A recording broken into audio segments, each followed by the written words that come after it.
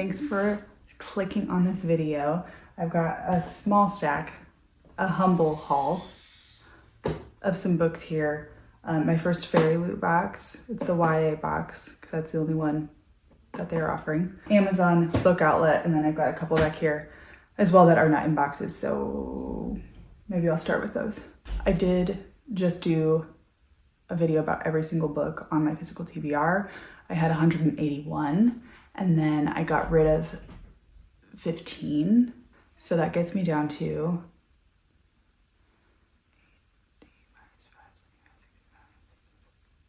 166, and then we'll have to add in however many are in here to know how many are on our physical TBR. My physical TBR, not ours. It's not yours. Sorry. I'm gonna start with the Fairy Loot box, which if you... What on earth? If you have a Fairy Loot or follow someone else, you probably already know what book it is. I just had a box cutter. I should probably make sure to block out my address because you all want to know where I live. I did the book only. The theme is Written in the Stars, and the book is The Floating World by Axio. A former soldier is sent to capture a girl wielding a mysterious silver light. Unaware of her true identity, she embarks on a desperate journey to save her family as their paths collide and their fates become unexpectedly entwined.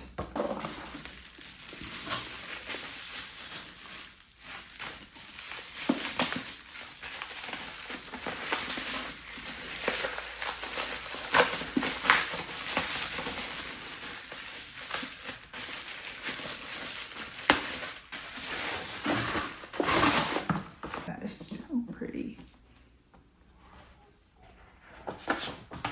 Really cute end pages. Oh my goodness. The Naked hardcover. This feels like woven. There. End pages. It's a concerning sound. That is just so cute. So I'm excited to read that. I don't know anything about this. So here's I believe, this is what the traditional cover looks like. This gives like Esperanza Rising. Esperanza Rising, right? Gives like those vibes. Oh, she wrote the Girl Who Fell Beneath the Sea, which I've never read, but I know is rated highly. I was gonna say, I'm pretty sure this is YA, but duh. That's why it's in the YA box. Let me pull the ones from behind first. This one I got from Barnes & Noble. I'm so excited to read this. The Night and the Moth by Rachel Gillig. Like, how cool is that? The dagger. That is so cool. I think just a foiled hardback. I loved One Dark Window and Two Twisted Crowns. I rated those both 5 stars, so I'm very excited for her new series. The next one is a Kindle Unlimited book, but I think I'm really gonna love it, and so I kick myself when I read a book that I end up loving and I don't actually have the book, like I listened to the audio or I read it on Kindle, because if I love a book, like I wanna have it. So I don't know, like if I really think I'm gonna absolutely love it, then I'm gonna try and buy it first and then read, because I like to read the physical book. Like I think it's silly to like read a book on Kindle or listen to it and then buy a copy and then never read it.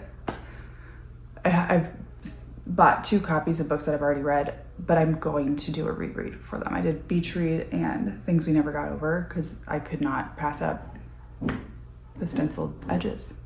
Like, I'm a horror for a pretty book, and I had to get them. So this doesn't even have stenciled edges. I watched them come out with like a beautiful edition, and I'm gonna want to buy it because I love it.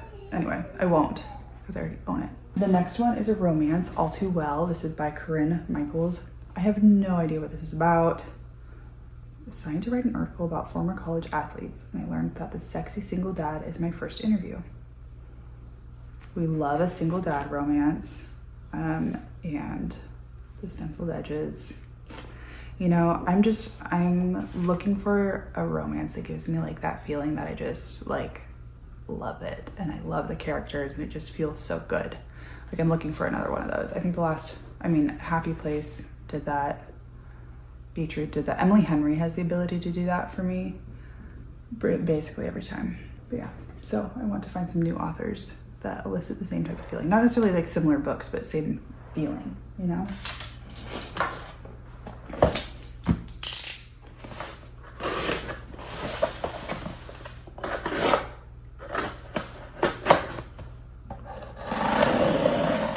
Again, this one is on Kindle Unlimited. I could have listened to the audiobook, but I think I'm really gonna love it. And it's a really pretty edition, so like I wanted to own it.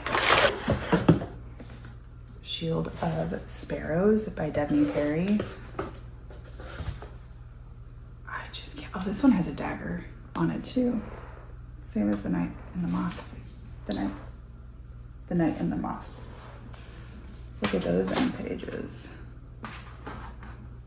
Oh, it's like tree houses. And another foiled hardback.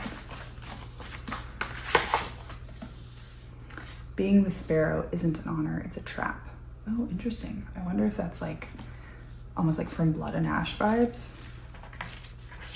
Like The Maiden. I don't know. I've read one book by Devney Perry, Crossroads, and it wasn't like my absolute favorite. So I'm interested to see how I'll like her fantasy writing.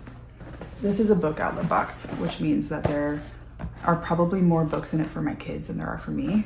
But we'll just take a look. I order from them at least once a month, so I have no idea what's in this.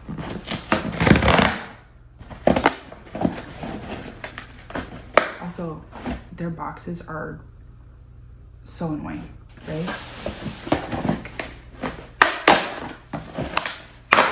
We're saving on tape. Just use glue. I don't know. But then they wrap it in plastic. So like, wouldn't it just make more sense to tape it? Store this. All right. The first ones I got were the next two in, what is this called? The Off-Campus series. And I'm a little bummed because the cover online shows this. And then I got this, so that's kind of a bummer. But you know, they're on a discount, so can we really be that picky? But we got The Mistake and The Score. I loved the deal. That gave me like those good romance feelings. Like it's just like a solid romance and you love it and you're invested in it. So I'm excited to read these next two. I know that they're following different couples, so we'll see. Here's, if you're interested in the ones that I got for my kids. Pixar Story Collection. These like step into reading ones are like always at least half off on Book Outlet, and we're a big Disney family, so I also got them some coloring books. My oldest is obsessed with Lilo and Stitch right now, Little Mermaid and Hercules, because I also have to color with them and I want fun ones that I want to color. And then the last one for them, totally Goofy stories. My littlest right now loves Goofy, and Goofy was my aunt's favorite. And so Goofy is just like holds a special place in my heart. I'm like, look how cute that is. It's quite possible that we have all of these stories already in like all those like 5-minute books. The stories are all just like recycled and put into other books. I don't know if anyone else has noticed that. The last book for me is Sense and Sensibility. This is that Puffin and Bloom edition, which I got Pride and Prejudice in, also from Book Outlet, because it's like half the price of online. The thing about like that you have to know about Book Outlet is they're all like returns, I believe, or like stock that didn't sell at bigger chain stores. Like I for sure seen like Target and Walmart stickers on several of these. I don't know what other stores they get books from, but they all have like some sort of mark, for the most part, have some sort of mark. But like that really doesn't bother me. So, especially for saving money.